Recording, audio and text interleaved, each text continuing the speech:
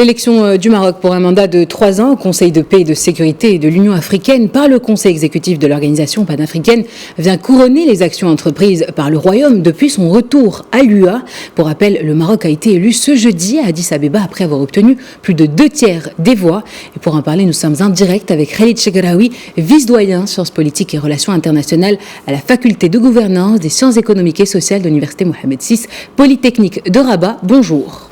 Bonjour. Alors, l'élection du Maroc pour ce second mandat de 3 ans après celui de 2018-2020 en tant que membre du CPS constitue une reconnaissance du rôle du Royaume en matière de prévention, de la gestion et de la reconstruction post-conflit. Quel est, d'après vous, l'intérêt de cette nouvelle consécration ?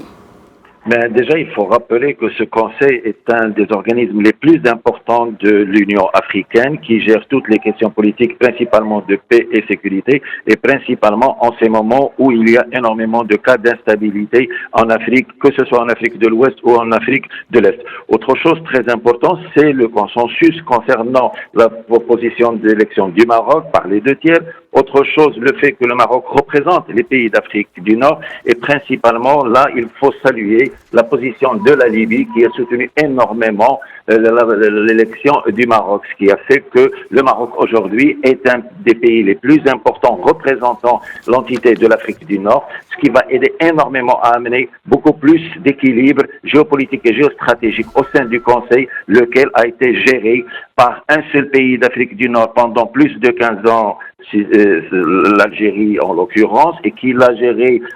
d'après 3 présidences, que ce soit de Jneit, de l'Amamra et de Smaïl Chergui, ce qui est complètement anormal concernant le dispatching des postes et des responsabilités au sein de l'Union africaine. Il faut dire aussi qu'il y a un certain nombre de mauvaises pratiques qui ont sévi pendant les 20 dernières années et qu'il va falloir changer. Je pense que le Maroc est à même de pouvoir participer à cette évolution et à ce changement. Et c'est pour ça qu'il a eu le soutien de beaucoup de pays, principalement ceux de l'Afrique du Nord et de l'Afrique de l'Ouest, à part bien sûr nos voisins, les Algériens.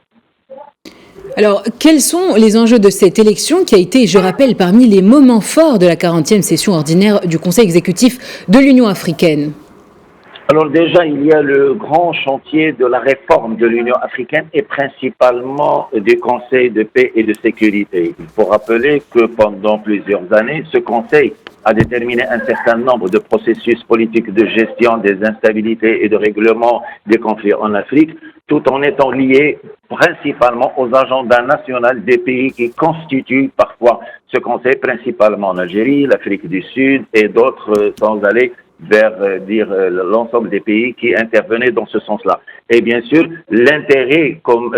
continental et même régional de certains espaces, de 5 régions africaines, a été plus ou moins oublié. Donc le Maroc, en revenant à cette instance, en ayant obtenu une seconde élection pour un mandat de 3 ans, va pouvoir participer avec les pays qui le veulent bien à pouvoir réformer cette institution, instaurer un certain nombre de bonnes pratiques, best practices, afin de pouvoir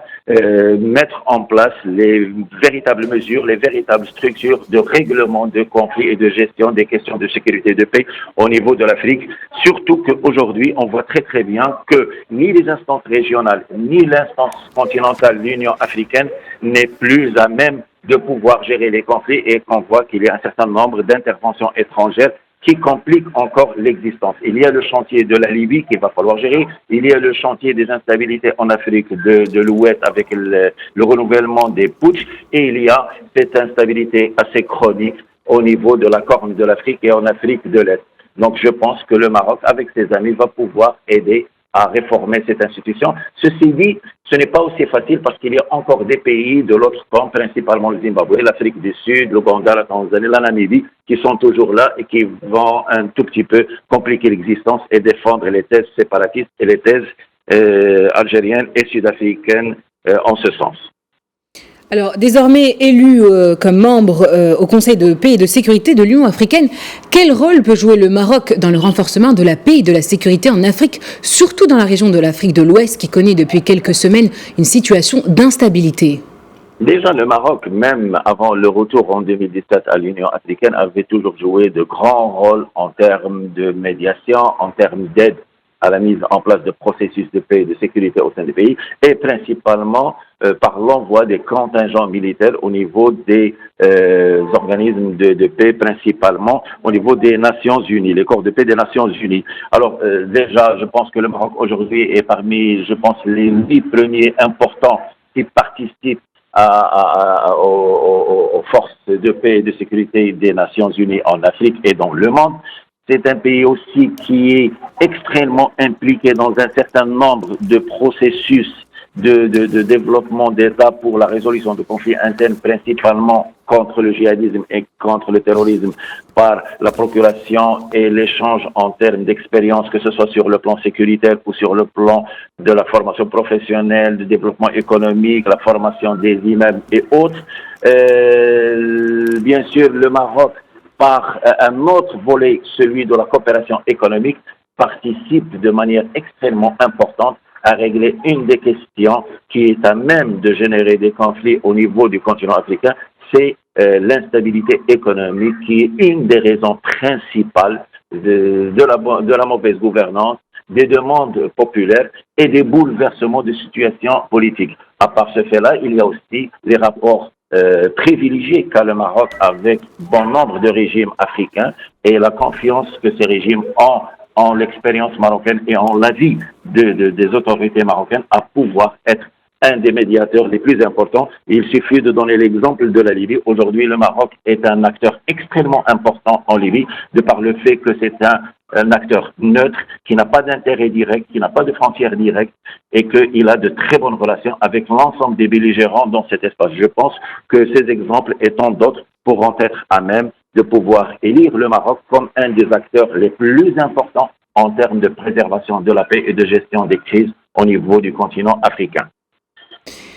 Merci Khalid Chegraoui pour ces précisions. Je rappelle que vous êtes vice-doyen sciences politiques et relations internationales à la faculté de gouvernance des sciences économiques et sociales de l'université Mohamed VI Polytechnique de Rabat.